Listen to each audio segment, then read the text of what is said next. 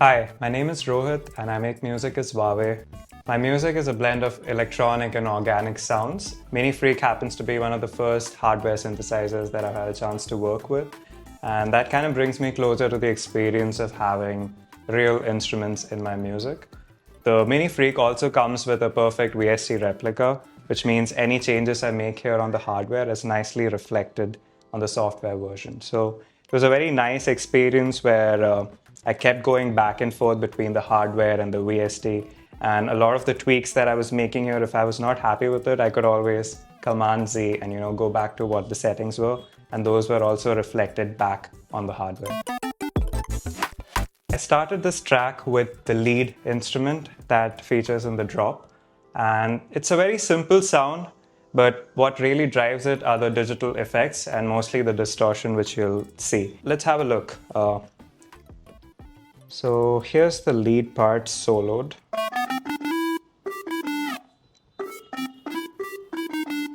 So I was going for a retro sounding, mid-rangey lead patch, and essentially I started with this oscillator, and what really drives the sound again is just the effects. So without the effects it sounds like this. Just something else. I'm using both the oscillators for this one. The first one is set to the Harmo oscillator, and the second one is actually a phaser filter, which kind of modulates the first oscillator. And that goes into the first distortion, which is distorting the entire frequency spectrum. And the cool thing is I can select what kind of distortion I want in all of these presets. So the first one is set to tape, which is saturating the entire frequency spectrum. And then with that effect on, it sounds like this. It's kind of already close to where it needs to be, but I wanted a little more mid-range boost, so I went ahead and I added another distortion, which is more focused towards the mid-range, and you can adjust that with the low-pass, high-pass filter. And with that on, it sounds like this. And then finally, I wanted that high-end sizzle, so I added another instance of distortion. This time, it's set to dual fold type, and I've dialed the filter frequency all the way up just so it saturates only the high end, and with that on, it sounds like this. So now it has that really nice bite, and it really, jumps out in the mix, and it comes more in the forefront. And this is essentially what the starting point for this track was. After the lead, it was about the bass, so I wanted to create a nice bass line that accompanies the lead nicely, and that's what I did. And for the bass, I've actually used a preset. It's the Open Jam preset, and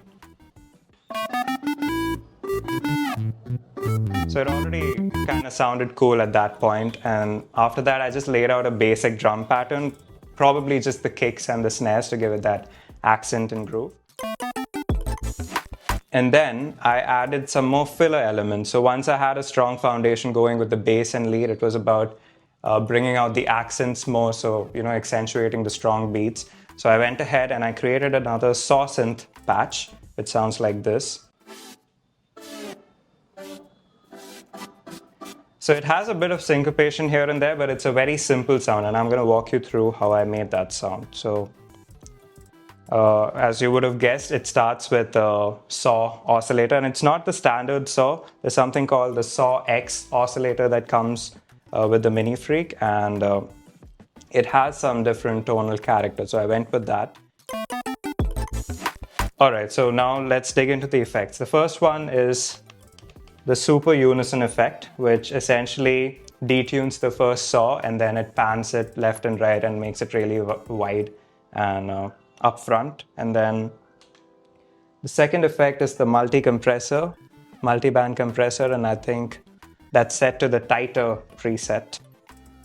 And the last effect is the distortion. Again, I think I've used distortion in almost all the presets that I designed. So with all the effects on, it sounds like this. And if we turn down the effects, as you would expect, it's a saw sound, but the effects really give it some more character with that detune and the bite with the distortion and that multi-band compression. It just brings the sound more forward, and since these are all drop elements, I wanted them to be more upfront, and the effects really helped me get there. Alright, so finally we're just left with one very interesting sound, which is the glass pluck, and this was another preset that I designed, and it started off like a mallet. I had a mallet sound in mind, and without the effect it actually does sound like a marimba or something, but with a very short release. But then with the effects, I wanted to make it a little more hybrid, kind of electronic sounding, and that's how I got there. So the first effect is chorus. If I just press the type knob on the hardware, it turns on the effect. And let's dive into the next one, which is distortion. I think distortion did a lot of the heavy lifting for this sound. And then my favorite is FX3, which is the multi-band compressor, and it's set to the OPP, and that just boosts the overall frequencies and makes the sound really upfront. So with the OPP off, it sounds like this, and with it on, it sounds like that. Like it's night and day. And that in context.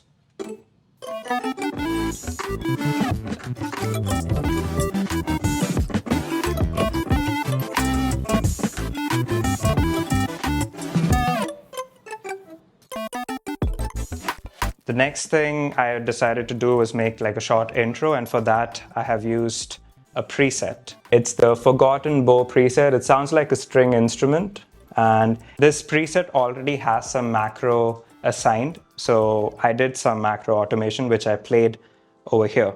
So if I enable the automations, you can see. So these automations were actually played out here, and that gives a more natural human-like feel to the groove. Okay, so after the first drop, we go into a build-up section, and one of the most interesting sounds here is this Moyo track, and that is actually a MiniFreak preset, and the preset is called Moyo, and by itself it sounds like this, but actually that's with the effects on, and so I didn't do anything to this preset. It's essentially going through this effect called the EFX Fragments, which is a granular effect, and it adds a little bit more sauce to the entire groove. It fills in the gaps. And then in the next drop, it's essentially all the same sounds from the first drop with very subtle variations, but they're put in a very different, I guess, rhythmic context, because the saw synth that we used earlier is now being played, but with a volume LFO modulation. So that sounds like this.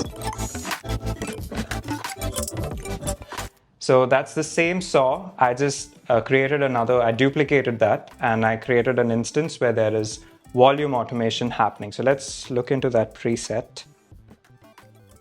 And I'm going to link it to the MiniFreak. And here you can see that the cutoff is being modulated.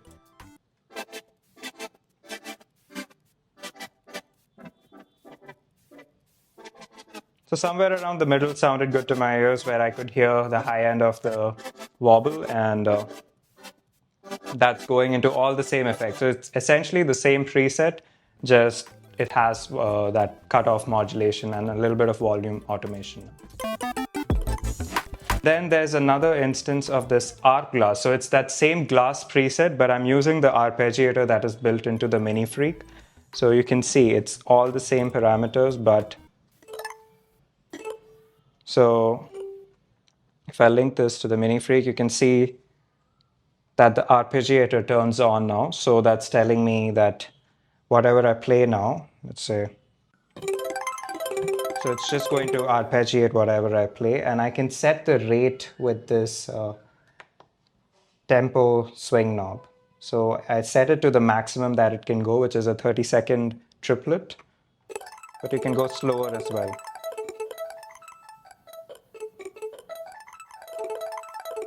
So I went with the maximum it had to offer, and that's how I got to that sound. So it's essentially the same glass plug, just arpeggiating really fast. But this new arpeggiating glass plug kind of fills in the gaps in between wherever that older glass preset was not playing. So both of them together sound like this.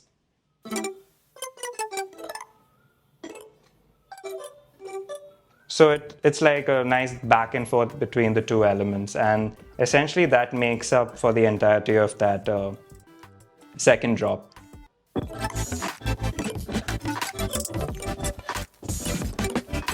And then we get into the bridge section, which has one of my favorite sounds. That is the Reese preset, and this was another preset that I designed. Again, a very simple bass sound, but what really gives it the character is the movement. And that movement is achieved by the macro controls.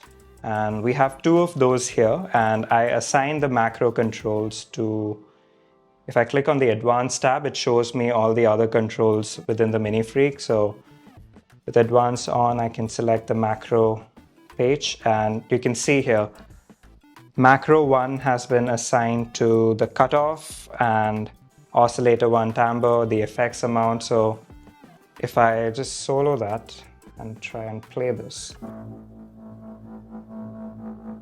I have to link this first. So I'm just going to link it to the MiniFreak.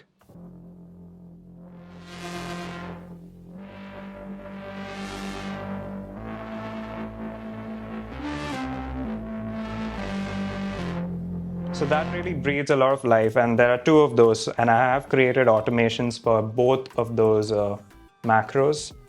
Again, these kind of lines, it cannot be drawn with like a trackpad because it's not perfectly accurate and it breathes a lot of life. So let's hear what this preset sounds like with the automation, the macro controls off and with them on. So I'm going to turn it off now. And let's hear it in context of the mix.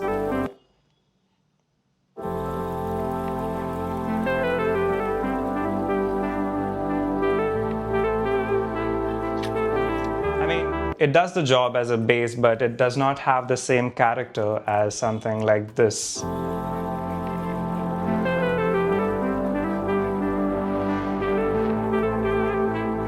It's a subtle change, but it really makes a lot of difference. It breathes life into the entire mix, and it just makes things come more alive, and it's not as plain and flatlined anymore. So those macro controls are definitely something you can dive into, and you can pretty much map any of these controls to the macro and create all sorts of movements in your sound. So I've organized my project with 3 groups. One is the music, and then there's the drums, and then there's a texture group as well, which just has like some noise and Foley effects here and there, but it's quite subtle. And that should wrap it up. Yeah. Alright, so that brings us to the end of the track breakdown, and hopefully you can see how I've used the different oscillators and the filter and the different effects that are really modern sounding, and you can really customize it to your liking. And you can take it to any direction from this point. Like, I stuck to one genre, but this synth can do a lot, and it's really in your hands where you want to take it. If you like the track, you can check it out on my SoundCloud, which will be linked below, and I also post reels on my Instagram. And I hope you enjoyed the video. Thanks for watching.